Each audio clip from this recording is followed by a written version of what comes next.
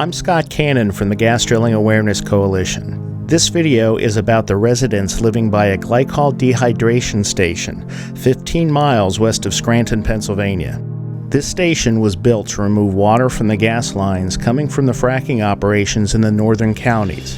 Folks here didn't know much about the gas up north, but some signed leases for a pipeline on their property, so the gas could flow through this station into the Transco pipeline to be distributed to the rest of the country.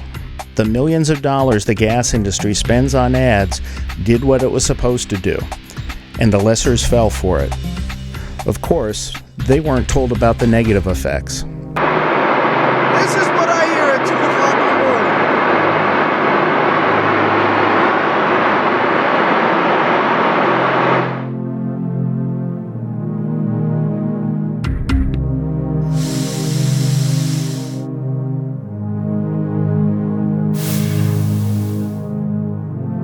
They kind of said, if I remember the one zoning meeting, that it was going to be put through no matter what.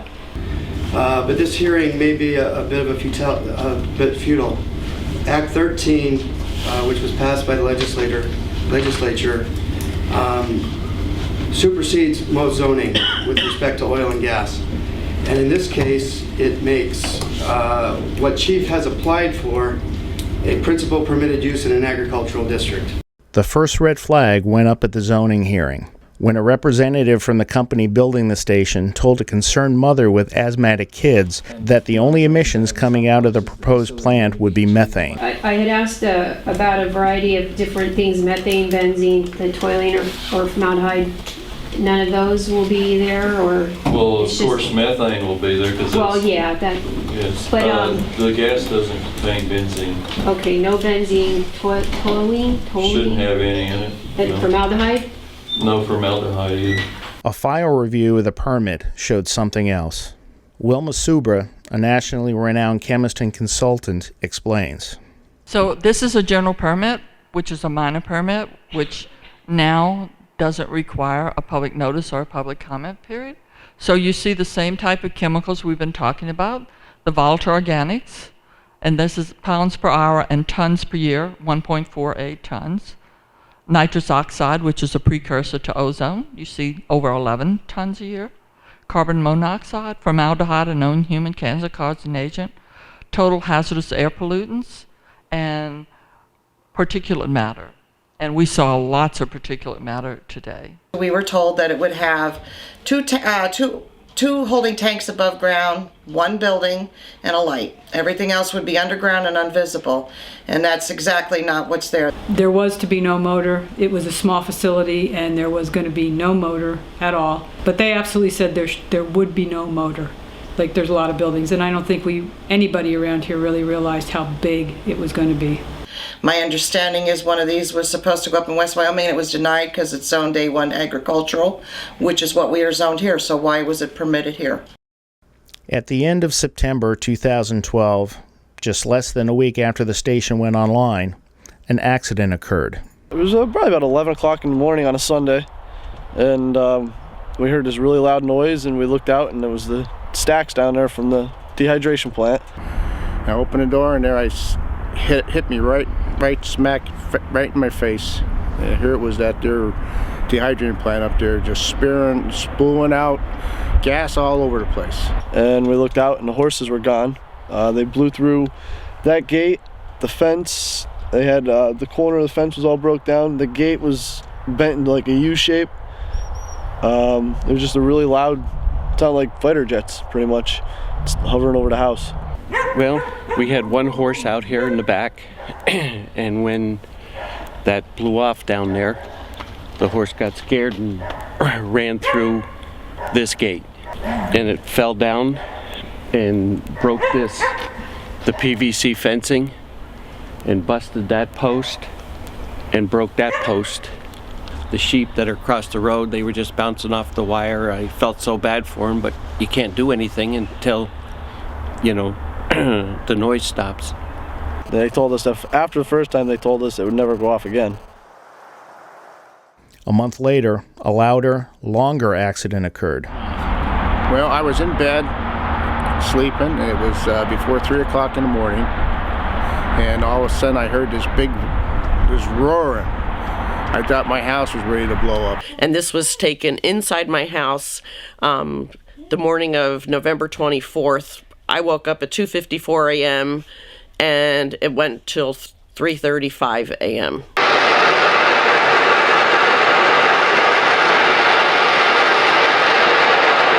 It sounded like 10 747 jets ready to take off. I mean, the noise was deafening. The second time, it was like a jet engine running for almost a half an hour or so. It was extremely loud. You couldn't hear yourself think. And I walked out the front door there. It was like 3 in the morning. I walked down the road, just not a few hundred yards, and I could see the gas shooting about 50 or 100 feet in the air. The Conkle Fire Department, they were all on the road, but they all stayed in the truck. I guess they weren't allowed to go down there. But it was like being on an aircraft carrier. That's what it sounded like. The noise on it was unbearable. It just hurt my ears. It was so high pitched, and it was downright scary. I'm a Vietnam vet. I've been in the war zone. I was in the Marine Corps, and that there was downright scary. The first time, like I said, the horses, we chased them about a quarter mile down the road before we finally got them, and they were all spooky. They were spooky for probably 2 weeks after that. The second time, they ran over and they hovered over into the corner. They knocked the fence down, but they must have got tangled in it and come back in. But they all hovered over in the corner next to one another. There was a visible odor, and of course you could see the liquid shooting up in the air. My neighbor has said his whole home was engulfed by the smell. My house was filled with, I don't know what it was, but my eyes was burning and my nose was running. I was going to open up the doors and the windows to get whatever was out, but I figured whatever was outside, it was more outside than it was inside, so I kept everything closed. There was a big cloud that came down after they shut it down over the plant, like a big fog. It was all over the plant. No one has informed us any danger that we're in or anything like that, and it was awful. It was an awful experience. And then when it shut off, then try to go to bed, try to go back to sleep was forget it. Other problems are starting to surface. Well, if you put your arm against this door like this, you'll feel it like a pulsation or a vibration that we never had before. Ever since the station's been up, but I was alarmed when it first happened. I thought I was going nuts, but here it's actually the door vibrating or pulsating. And that's the station right out the window? Yes, it is.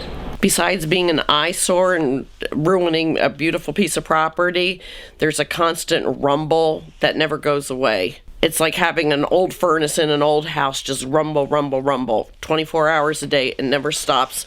And when they have the gas leaks, the noise is unbelievable. You don't know if you should run and hide or hunker down and wait for the big explosion. Because of the constant vibration that is emitted by this station, the pictures on my wall vibrate, they shift.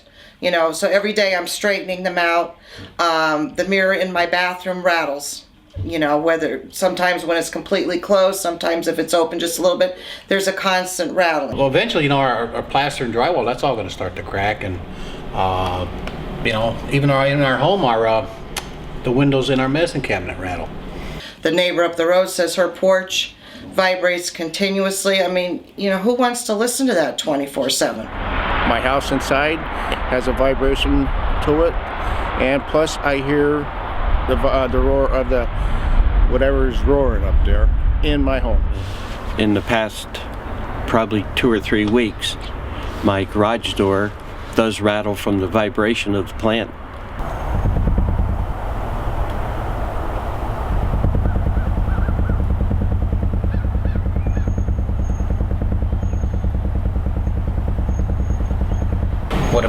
What about your septic and your water, your well and all that stuff? Is that affected by that too, by the vibration? I'm worried about the safety to my family. What are we breathing in continuously that we weren't told? Certainly if they would lie to us about what was going to be placed above ground, they would lie to us about the chemicals that are being used in the processing of this station. I'm an 8-year cancer survivor, and the emissions that come out of that are carcinogens, and I don't want to get cancer again of any kind. I have a problem with headaches. They've been twice as worse since that station has been put here. I've had to double up on my medication. I was diagnosed 3 years ago from the Veterans Administration Hospital. I have a lung disease, and I don't know if this is going to affect my lungs any more than what it is. So what is the problem to me? What is the constant vibration? What is the smell? What's being released into the air that's affecting my health? And then there's property values. Well, it's probably depreciated by now. I mean, who'd want to buy a property here, you know, and with that time bomb there, you know? I have grandchildren. I was going to will it to them when I passed on, but I don't know if they're even going to want it. And then try to sell it. I don't know what we can get for it. I'm concerned about my property value. I wouldn't buy a place that was down the street from that, and I doubt that I'll be able to sell my home should I want to sell it. I'm paying full taxes on my property, whose now I'm sure has gone down in value. I don't trust the safety of the thing. I don't think it should be in an area where people live in residence. Like I said, my wife and I, we put a lot of money and a lot of time in this place. And what we're going to get out of it, you know, I don't know. If we go to sell it, you know. Who's going to come here and look at my home and see that conglomeration right up the road and say, oh yeah, I want to buy that house? In December 2012, a meeting was arranged between state and local officials and PBR partners, the facility's owners, to discuss the lack of a safety plan.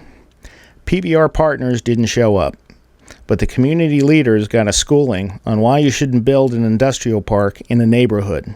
You don't know what that thing's going to do, what it's capable of doing or nothing. I mean, we saw the fire trucks up there and everything, and then I said to my husband, I said, how can he even give any direction to his men? You can't hear anything at all. And even someone mentioned to me that they were going to get together and have like a siren. Well, that's ludicrous because nobody's going to hear the siren. It's just, you can't hear anything over that. I don't like the way the emergency response is set up. Nobody seemed to know what to do the other night when we had that big blow up here. We were told they couldn't go near it, so what good is the fire company? They come and they stand down. They were all the way down the street here by us. So what's going to happen if the thing ignites? Who's going to protect my property? Who's going to protect the lives of my family? Nobody. If there were something that Senator Baker or Representative Bobeck can do, what would that be? Well, I would prefer the thing would be removed from here, but I think that the gas company should just buy us out. If that thing is here to stay, then buy me out. I like the plant to shut it down. I mean, I don't think it should be here as close as all these people that we live right on top of this thing. This is a powder keg. Oh boy, if they could shut it down, that would be super. But I think that I don't even know if we really want to live here. Geez, lower our property taxes should be lowered, you know. I mean, some kind of, you know, restitution, I guess, you know. But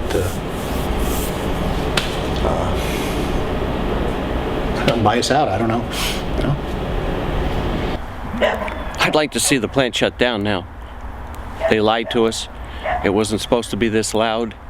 I mean, we didn't have a clue what was going on. And I got a 17-month-old baby that's up around these horses. If my wife or my grandson's around them and that goes off, that's going to be a problem. And I had talked to them about it, but they were only worried about the gas they lost. That's all they were worried about. I didn't move into the country to be looking at an industrial revolution right up the road from me. This is not supposed to be an industrial place. I could not move into an industrial zone as a residential person, so why should an industrial place be able to move into where people live? I mean, this is my home.